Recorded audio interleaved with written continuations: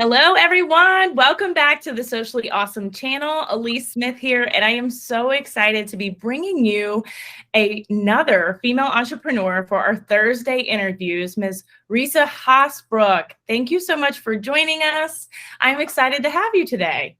Thank you for having me. And that pronunciation of my name, perfect. Thank you so Thank much. you. And I'm so glad I asked because you know as well as I know, people always ask me, and I'm like, I would rather them ask than mispronounce. So I appreciate that so much.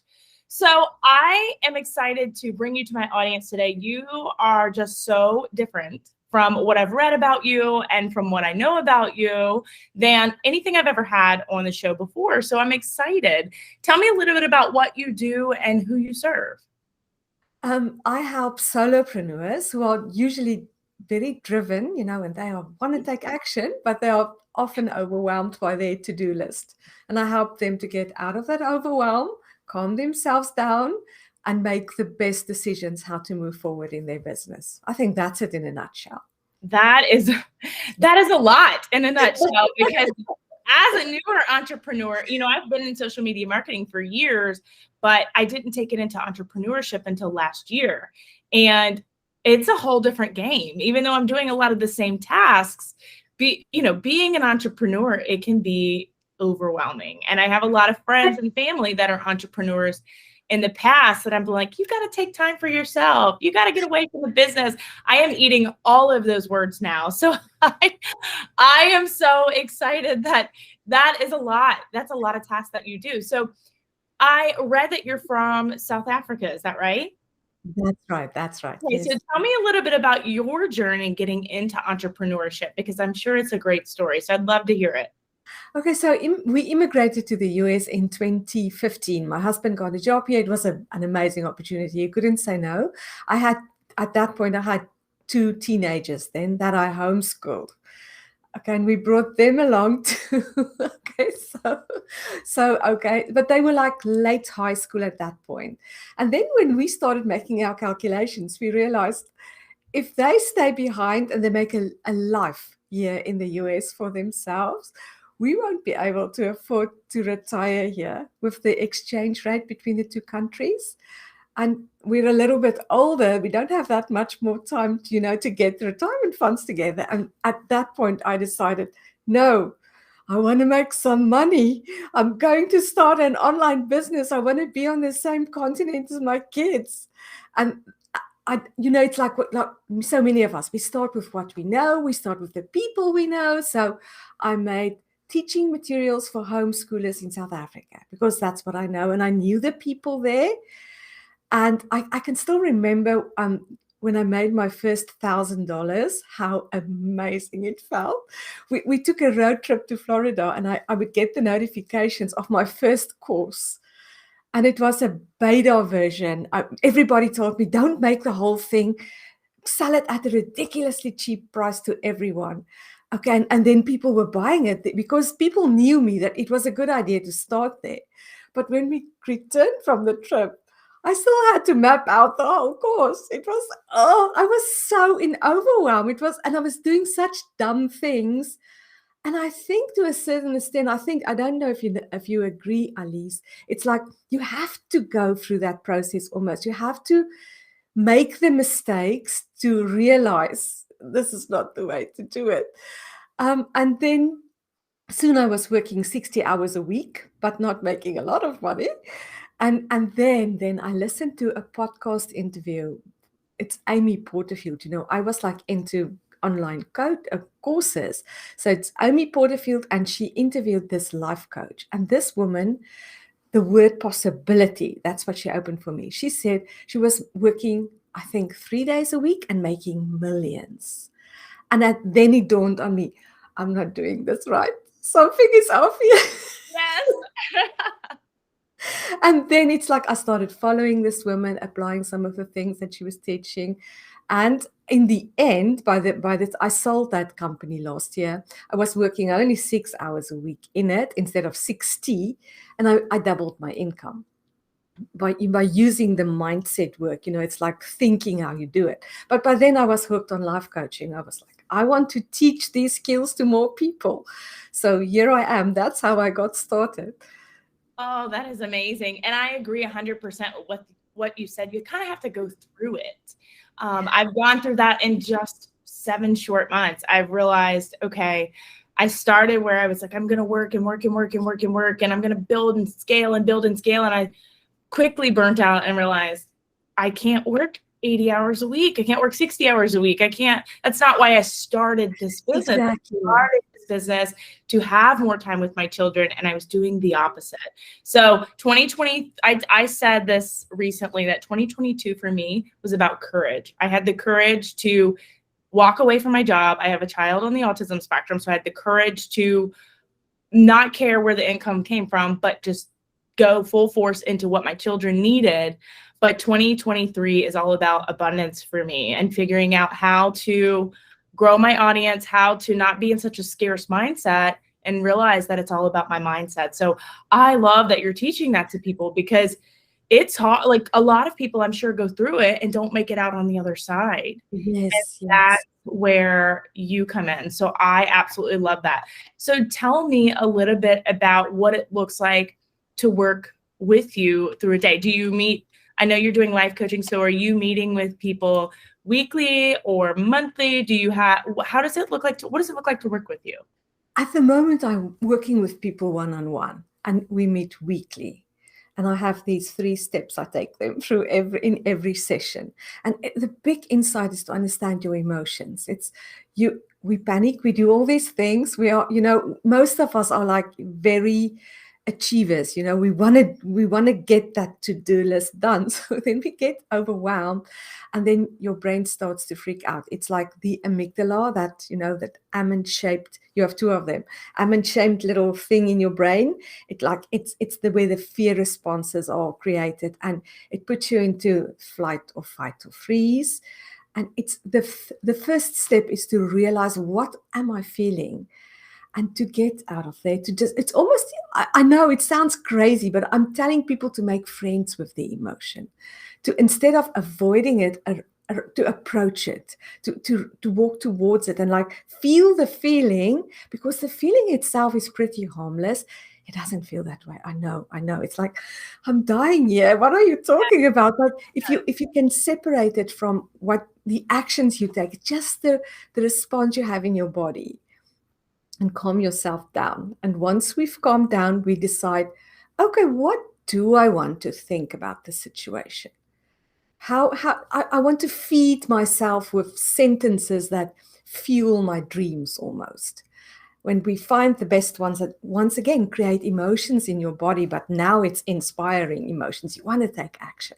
And then when you calm down and you feel good about yourself, now you start asking the questions. What's the best thing to do? How should I use my time? Should I do the uncomfortable thing or the safe thing? It's like you saying that you had courage, all of that. So that's basically what I'm doing. I can see when my clients paint themselves in a corner, there's no way out.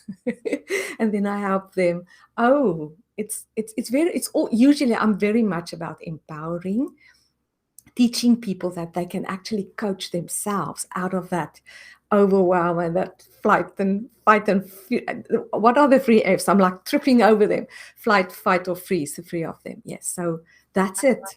I love that. And I think that's so important, because again, I have to do that daily. And there are many times that, and I'm blessed to be able to do this, but I have to get away from the computer and just take a walk, even if it's just to the mailbox and back, because I really get into this, this is not working. And then once I say something's not working, nothing is working. Yes, exactly. Wrong that day. And it's just compounding to where at the end of the day, I'm not satisfied with what my business did today. And I'm actually a very productive person, but it's because I have burnt myself out on saying I won't go to bed until all of this is done. So I love that you're teaching people that mindset. And that's, I think, the first step to being an entrepreneur is having the right mindset.